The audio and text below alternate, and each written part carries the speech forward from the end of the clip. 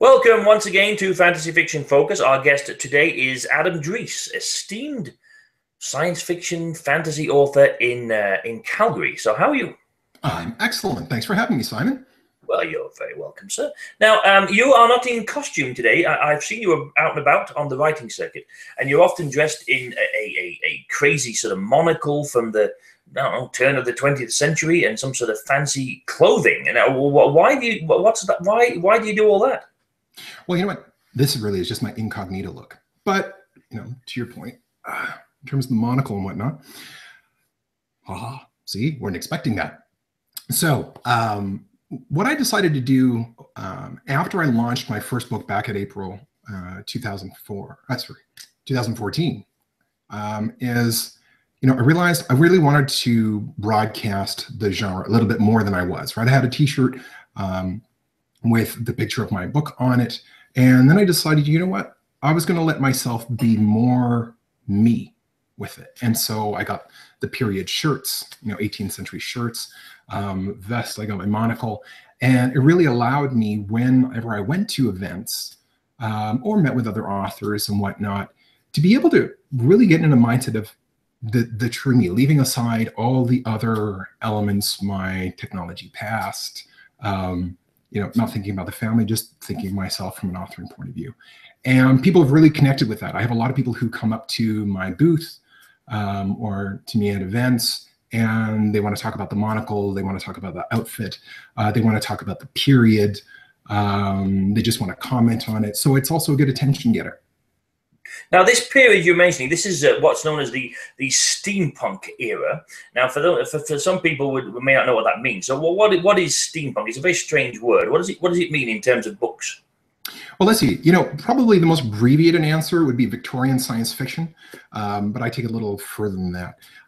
You might think of Jules Verne and the amazing machines that he described in his books. So for me, what it is really, it's science fiction of the past. Meaning, if you think about when the steam engine was being invented or had been invented, it was a symbol of industrial strength and power. It was this amazing thing that was capable of pulling or pushing or doing things on a level that had never been done before. So if you let your imagination run wild from there, that really, for me, is the essence of steampunk. Just in the same way that ever since we invented the microchip, we've gone to the moon, we've created telecommunication devices, we have this ability to, have this kind of clairvoyant, almost conversation, right? So it's that kind of inspiration of invention. And I think the other part of it is, and one of the reasons why I think people connect a lot with that era is because there's still a sense of being connected to the technology and, to that sense of wonder. Whereas today, more and more things are like magic. My phone is this device that I understand on a conceptual level in terms of how it works, but I wouldn't be able to build one myself.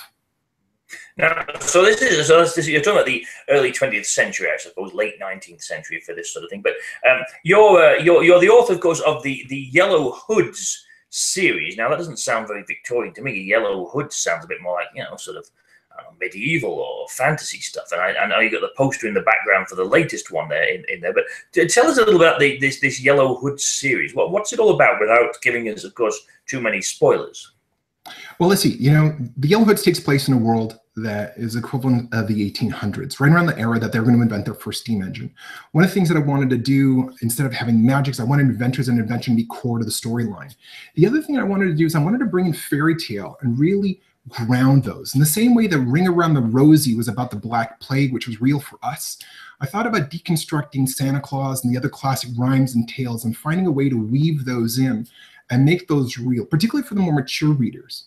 So, for example, from something silly like Rub-a-Dub-Dub, you have a secret society named the Tub that is led by a butcher, a baker, and a candlestick maker. You take apart Santa Claus, and you've got two brilliant inventors in their twilight years. One being Nicholas Claus, whose spelling is an intentional nod to Tesla, and one who shows up later by the name of Christoph Kringle. And so that, at its essence, is the world that the Yellow Hoods are in, and they themselves. Well, I'm going to leave a little bit to the reader, but basically you've got these three 12-year-olds at the very beginning of book one who end up having to stand up and really take their place as heroes. And they end up discovering what's going on in that world, and they've got an amazing supporting cast. And the series gets more intense as it goes, like Harry Potter did. And it's been a lot of fun to write.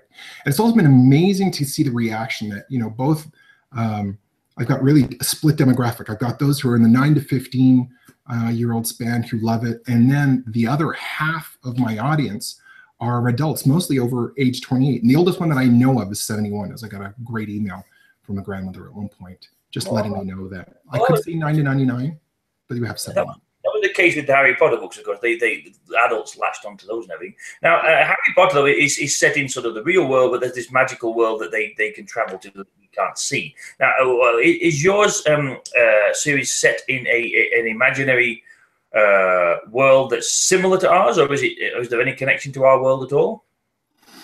It's similar in that I've taken my technology background in wanting to make it very grounded, so it feels very real. And there are a lot of nods to our history in there, woven in with the fairy tale. So things like, you know, one of the key people in terms of the steam engine getting truly industrialized was James Watt in our world, whereas I have Maxwell Watt in their world. There are other real characters, you know, some I name drop as we go through the series, just as nods to give you an idea of where they are in their history versus ours.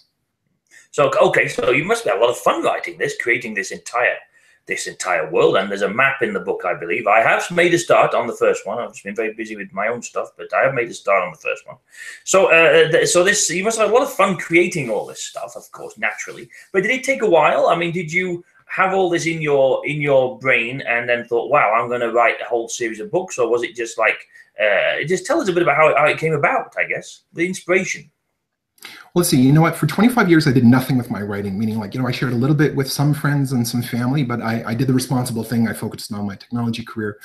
And then I had two pretty serious medical events that knocked me sideways. And that caused me to turn to writing to kind of get a lot of the emotions out. And when that memoir that I put together was done, I went through 2 rounds of editing, and then I realized, you know what, I couldn't make it as tight as it needed to be. But that 3-year journey had really made me aware of, I wanted writing to be front and center in my life. And so I decided I was going to get super organized. I had a fiction book and a nonfiction book in mind, and I went to try to write, and I just locked up. And I'm just not that kind of person. I can't work in a super organized environment. And my daughter said to me, like, Dad, you know, you're not making any progress on this stuff. Could you just write the hoods for me? And the genesis of that was one night when she couldn't sleep, I just made a ridiculous fairy tale about this poor wolf who's being terrorized by these 3 pigs, and he goes to this granny's house, and just, you know, it's just hilarity from there. And so when I sat down to try to write that, it instantly matured and became a lot more complex. And I realized as I was writing this, ultimately this could be the prequel series to where I was trying to go with with that fiction book I mentioned that I got locked up on. And so very quickly, this whole universe just expanded out for me in terms of, you know, the secret societies and elements of that map and how everything came together. And I'd say it really clicked for me by the end of the first book. That's where I knew, you know what, I've got this entire world, I've got this entire storyline that I think is going to take about 5 books to get out. And I was just off to the races. Now, you don't have 5 books right now. The 4th one just came out. It came out. It's now, as we record this and film this, it's almost December. But this book, the 5th book, came out in October 2015, I think. Yeah, 4th book came out in October. And that's came out April last year. On the back wall, the Beauties of the Beast is on the wall there. Now, what actually, well, people are going to go to your website and things after this, of course. But what are the books called? What's the first one called? First one's called Along Came a Wolf. Second one's called Breadcrumb Trail. Third one is All the King's Men. And 4th is Beauties of the Beast. Now, in each one of those, there is a particular nod to, obviously, a particular fairy tale. But really, that's just kind of woven in there. If you didn't know anything about fairy tales, you'd still get your full enjoyment out of reading the series. But if you do know any of those tales, then you'll see the nods to particular elements where you could say, wow, I can imagine a couple hundred years later that simplistic rhyme or story that we all know could have actually been based on that real world event. I see. It's very interesting that you've sort of mixed genres here. I know somebody mentioned to me about one of my books. They said, well, oh, it's an unusual mix of genres or something. And it was like paranormal with science fiction and mystery or something. I thought, well, that's quite common, I think, to people. I mean, people mix romance and historical fiction all the time, and horror and science fiction. We had in the Alien movies an awful long time ago. So I don't suppose it's really a problem to mix fairy tales and steampunk, is it? No. You know what? I think for some people, still putting the steampunk label up there, particularly mine being emergent steampunk, that actually allows me to counterbalance a bit. But some people kind of look at that with apprehension. And then when you start having mixed genres, there are some people who like to keep things very simple. And you know, as I do, whenever you're writing, you can't cast too wide a net to try to appeal to absolutely everybody, because then your story doesn't have that core, that true essence to it. And for me, combining fairy tale and steampunk was really a natural fit, particularly for that era, that kind of early 1800s type feel. Now, are you doing a fifth one at the moment, or are you planning on a fifth one in the next sort of year or two, and a sixth one, or how many will there be? Well, let's see. The fifth one will come out about October next year. So I'm kind of skipping the release. I've done, April, October, April, October. And now I'm going to skip this coming April because I have another book I'm going to be bringing out. So this current story arc, which I refer to as the Paimon Saga, that one's going to wrap up in book 5. Now, in book 4, I actually laid a couple of seeds for what will be book 6 or 6 and 7. And then I'll have the last part, which will bookend it. So it'll be somewhere between 8 and 10. And then my plan is to jump 10 years. Yeah, you did another book too, I think, like a sort of a background to this series, right? A shorter one. You did that, didn't you? Right. Well? So between books 2 and 3, there's a companion tale called Snappy and Dashing. And actually what I'm hoping to do sometime in the late spring is bringing out a couple of more companion tales.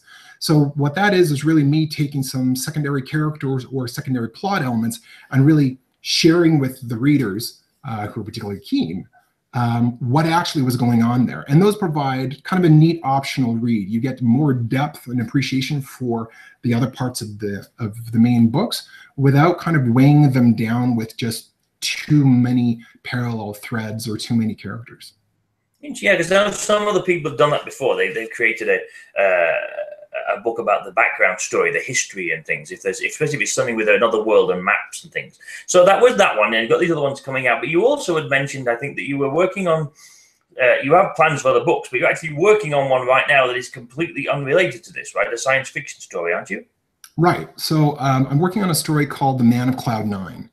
And my inspiration for that was I got a nudge from a friend of mine on Twitter, Sue London, who's putting an anthology together regarding stories related to the microbial cloud. Now, microbial cloud is basically, for us, it's kind of like an invisible fog around us, which has, microbes whenever we breathe out and other elements. And so I started with a short story that was going to be there, and then realized that this was the science fiction book that I wanted to put out. And so I've got to write something else for Sue's anthology. But this story is, at its essence, if you take somebody like Steve Jobs or Elon Musk in the near future, and they take us too far from a technological change, and then try to redeem themselves before they die and try to bring us back over that edge. That is the essence of that story. Really, it's about that idea of redemption. And it's also a bit about legacy, as I've got a younger developer by the name of Arju, who goes to work for a top Wall Street startup and is right at the center of the greatest financial crash ever. And so these two men's paths cross. And so it's that idea of not just redemption of themselves, but also can they kind of redeem, technology in the eyes of society. So I'm having a lot of fun writing that. Just broke 25,000 words, and it'll probably be around 70,000 words, and I'm hoping to bring that out for April. Oh, okay, so because that originally was just going to be a story, I think that you a shorter story that you got the idea of turning into something bigger. There's other things too. That's not the only thing you've got on the go, apart from the Yellow Hoods and the rest of that, and this one you just talked about. There's something else I think you're working on as well, aren't you? Well, I started work on the teleplay for the Yellow Hoods, hoping to get that done in the next couple of months. So I've been approached by someone who I'll leave anonymous here, but had been on a science fiction show, and approached me about his interest in seeing if we could make a series out of this. So that is one of those other adventures that I'm on. Well, that's a long process, I think, if I remember rightly. I mean, movies and TV and things is quite a long process, but obviously, as writers of books, we know that things take a while. So good luck with that. That's very exciting. I mean, and I hope it works out. A lot of people have sort of interest from people sometimes, but it sometimes doesn't come to anything. But I think you're probably on a good track there with that. I was going to ask you something else. Oh, yes. I noticed in the background there, while you're chit-chatting, you've got a bunch of books there. They look like they're wrapped up to go under a Christmas tree or something. Yeah, I've got my my bundles. One second. So, this is probably going to tie to marketing discussions and whatnot. So one of the things that I did is, having now 4 books in the series is, whenever I'm at a book signing or whatnot, I allow people to be able to pick up the first 2 books, and I try to offer a good deal there. So that's those 2. And then, I do the same thing, particularly now around Christmas time, for all 4. So people who wanted to get all 4, for example, are able to go to theyellowhoods.com and either for $50 US or 75 Canadian, shipping included, they get signed copies of the books mailed right to them. Is that working as a sales tool? Is it helping? You know what? At the signings, it really does. I just had launched this in terms of the bundles for ordering, and I've had a couple of orders come in, so that's good. But it really makes a big difference when you've got your booth, because some people will be interested in your book, and so they'll put their toe in. And I found when I only had 1 book. I mean, that's fairly straightforward. They come, they get the book, and they move on. And when I had 2 books, I had maybe about 30 to 40% of the people would pick up both books. But when I had 3 books, people either picked up only book 1 or they'd pick up all 3. There wasn't the just picking up 1 and 2. Now by book 4, I find that people will either pick up book 1, they'll pick up book 4. But if I've got a deal on 2 books or all 4 books, that'll sometimes tip the scales, and people will go ahead and say, yeah, you know what? This sounds really good. They leaf through the first 2 books, and then they decide how excited they are. And it really, from their point of view, gives them an excellent opportunity to get the signed books, get them at a moment where they can save a bit of money. And for me as an author, I get to get greater reach, right? As you know, we're not in this to make money on a book basis. Really, we're trying to always increase the reach, because I'm hoping that if somebody buys, book 1, that they'll come back for the rest, or if they bought the bundle of book 4, they're going to come back for book 5, or maybe they'll tell other people. And yeah, it's about trying to find different ways and strategies to scale. And we all have to experiment to see what works. Yeah, I think that's the thing. I think a lot of we know, and more and more people are learning this now, that when you write books, even if you've traditionally published, or you're an indie publisher like yourself, you've still got to do a lot of the marketing. And I think people are slowly realizing that there's an awful lot of work to do. Now, as an indie author, you've obviously been your books are ebooks and print books, I guess, and so you're having to do all this marketing and everything yourself, no help from a publisher. So that's lots of work, right? That's a massive amount of work, and I didn't have a background in this space, so all of it's been that exponential learning curve. But this calendar year, I've sold over 2,100 books at just book signings and expo events, etc. So that's hand sales. I've built my my online presence on Twitter in particular to what, 3,300 followers who are, you know, pretty seriously engaged, which is absolutely awesome. And they are an amazing support structure, and it's been one of those things that have just worked for me. Ooh, one moment.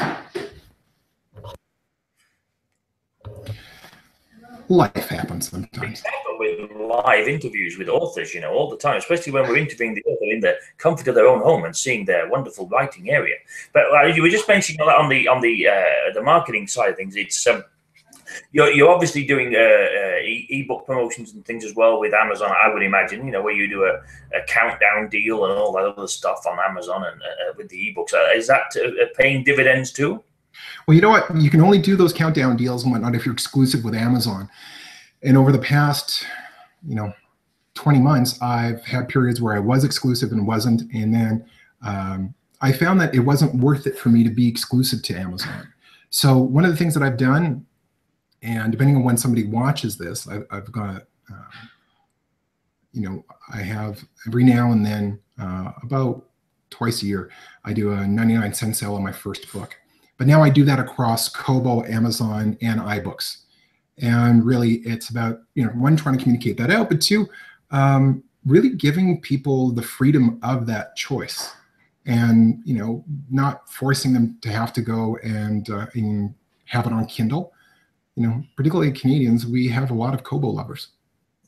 And I suppose really, you're a big believer, of course, as I know. You're a big believer in the personal appearances. You don't just do book signings; you do expo events, like the big Calgary expo we have here. You do that one and everything, and that's obviously very important to get out there and do things in person and everything. But you're also quite creative too. You've been doing things on, for those people who don't know, we have a system here in Calgary, Alberta, called the +15 system. It's basically I suppose, enclosed bridges where people can walk between different buildings in the downtown core. You know, it's ease of movement, I suppose, especially in the winter. Now, you've been doing some stuff down there, which is quite unusual for an author with his books. Tell us a little bit about that.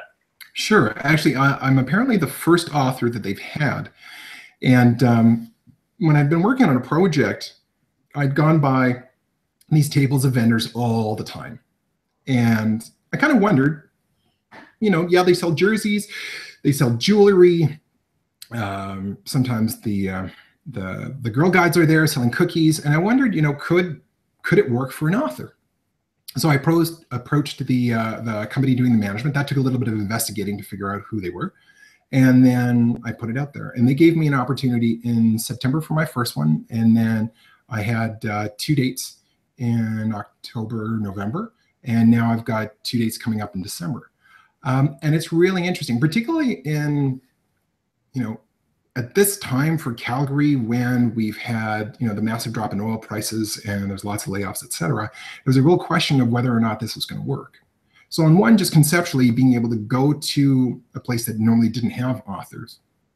And those first couple of dates, they worked out, you know, really well. They were on par with the book sales that I have at signings in stores. And the reach is different.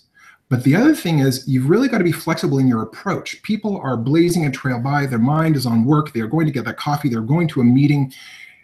You can't just interrupt their process like you would, let's say, at an expo, you know, may I tell you about my books? Or, you know, at a bookstore where somebody is there explicitly for shopping for a book, and they're open to that. You've really got to allow them to almost take the first move, to be glancing at your stuff and then engage them. So you've got to be flexible in that way and realize that you're going to have, you know, either 1 or 2 sources of rushes. It's not going to be even at all. So that experiment's worked for me. And I'm looking forward to the next 2 that I've got. But it also tells me that it's going to be very much affected by time of year. Do people have a reason to pick up gifts? Because one, you know, there's a nominal charge for having the table, which is like $25. But more importantly, I had to pay to have liability insurance, which cost about $600–700 for the year. Now you've got to look at that investment, you know, particularly for authors. You know, we've got to really think about, you know, what is our outlay? Is it worth the reach? Are we going to be able to recover that? That kind of thing. It does allow me to go and do some events in the United States and whatnot and already have my insurance needs covered. But it's been pretty neat. And one of the other innovations that I did this last year, is a company was raising money for their United Way campaign. And I offered a deal. So people could get, my 2 books at that time at a slight discount, about like $4 or $5 off, but I would give another $5 to their United Way campaign. So somebody could pick up a Christmas gift and donate money at the same time. And these are things that we don't think about, and particularly as an indie author, I sit there, I'm an entrepreneur. I've got to think about how can I increase my reach? How can I get people's attention and then allow them really the opportunity to decide whether or not they want to pick up my book, at least to have heard about it. Because there's so many indie authors, never mind traditional authors, all trying to vie for attention just to get 5 seconds in front of a potential reader to go, hey, listen, I just want you to know about my book.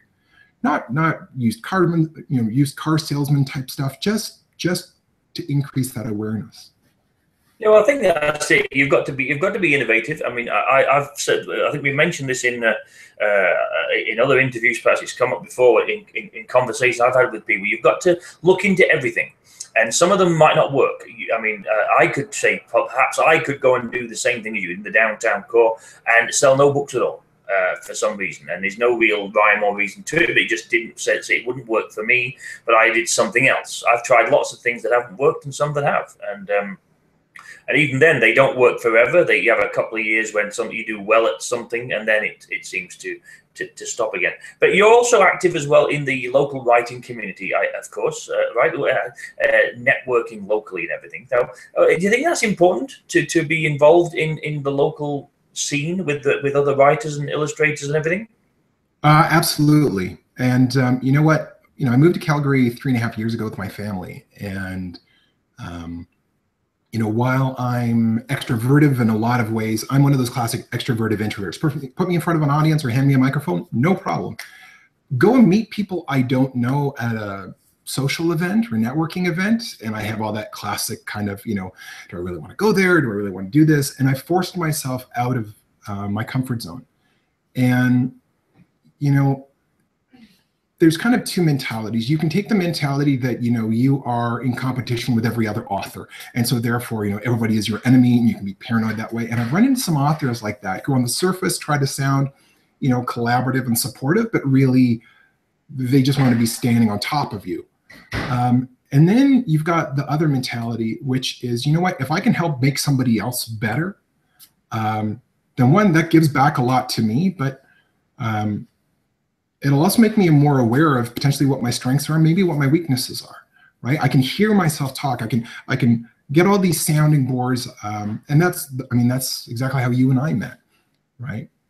I think what you do with that, I think the networking thing is with local or anything else. I think you meet everyone, you meet all the local people, and you latch on to the people who you get along with and who you seem to have a connection with, and that continues for many years. And the other ones that you meet that you may not be as fond of, you just don't spend as much time with them, I guess. So that one thing I just thought of is you obviously have not come from a writing background. You've come into this later. You're told this wonderful Yellow Hood series came from bedtime stories, and now you're this whirlwind of marketing activity and things. So, what sort of do you have any tips? Tips for people who are thinking of doing this as an independent author? Well, I've got a couple of things that I see as natural advantages. Right, I'm dyslexic.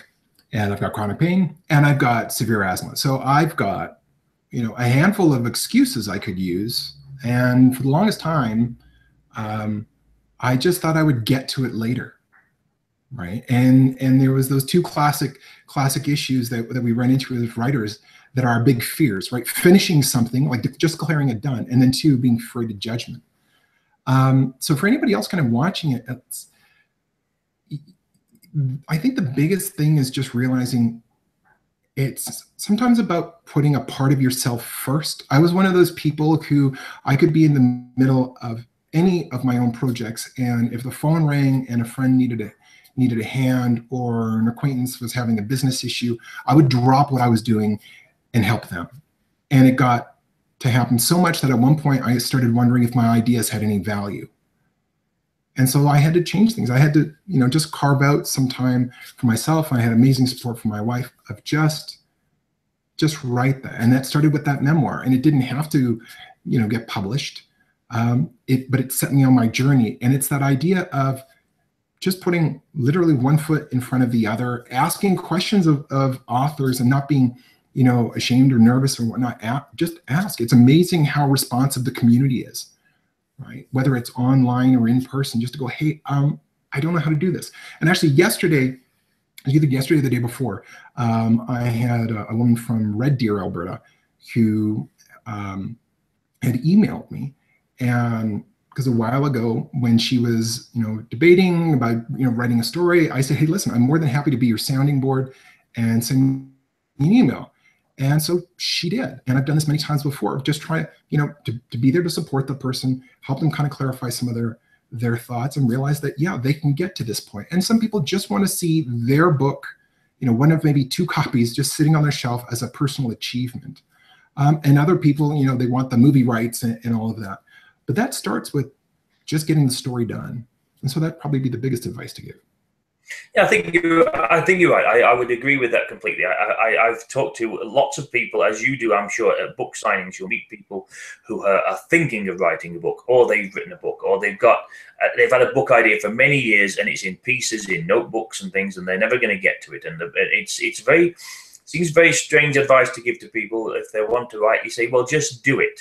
And get the thing done. It doesn't matter if it's any good or not. Just get it finished, and then you can go back and fiddle around with it. But you've got to get the whole thing done. So, but you'll probably need to be busy writing books today. I mean, I've probably taken up so much of your time, and you're a busy man. So, what do you, just in conclusion here? It's what, a Thursday here. What are you going to do for the rest of the day? Are you writing today? Yeah, I'm going to be spending some time on The Man of Cloud 9.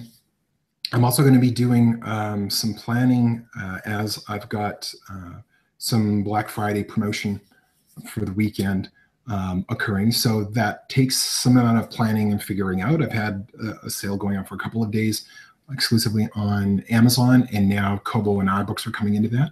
I'm going to be spending some time looking at what other kind of expos and events I can be part of January through March. So these are all the other elements about being a writer, or rather, probably the difference between being a writer and being an author. Part of that difference I find is, it's the marketing, it's the promotion and the connection. I've got a couple of coffees I've got to set up. Again, part of that networking piece.